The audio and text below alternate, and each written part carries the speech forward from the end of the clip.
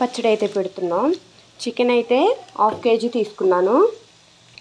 Water మొత్తం పోయేలాగా boil చేశాను. పసుపు ఇంకా ఉప్పు వేసి వాటర్ మొత్తం పోయేలా బాయిల్ చేసి ఆయిల్లో ఫ్రై చేస్తున్నాను. మసాలాకైతే ధనియాలు, మెంతులు, యాలుకలు, చెక్క, లవంగం డ్రై రోస్ట్ చేసి మిక్సీ అయితే మెత్తగా పౌడర్ పట్టుకున్నాను. కారంకైతే స్వస్తిక్ చిల్లీ పౌడర్ తీసుకున్నా. ఈ సైజులో కట్ చేసుకుంటే మనకి ఆయిల్లో మంచిగా ఫ్రై అవుతాయి. చూడండి చక్కగా అయితే మన చికెన్ ఫ్రై అయిపోయింది. ఫ్రెష్గా దంచిన అల్లం వెల్లుల్లి పేస్ట్, అల్లం పేస్ట్ అయితే చక్కగా ఎంత బాగా ఫ్రై అయితే అంత ఎక్కువ టేస్ట్ వస్తుంది. తర్వాత చికెన్ పీసులు అయితే వేసేసుకుందాం.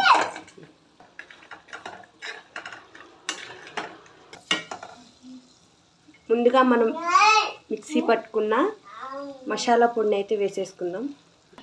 మసాలా కొంచెం ఫ్రై అయిన తర్వాత 1 కప్ కారం అయితే వేస్తున్నా. 1/2 కప్ సాల్ట్. చూడండి ఇలా లైట్గా నొరగ వచ్చిందంటే ఆపేసుకోవచ్చు గ్యాస్ అనేది. పచ్చడి పూర్తిగా చల్లారిపోయిన తర్వాత 1 నిమ్మకాయ అయితే సరిపోతుంది. 1/2 kg చికెన్కి 1 నిమ్మకాయ పిండేసుకుంటే సరిపోతుంది. ఈ వీడియో మీకు నచ్చినట్లయితే లైక్ చేయండి, షేర్ చేయండి, సబ్స్క్రైబ్ చేయండి. Thank you.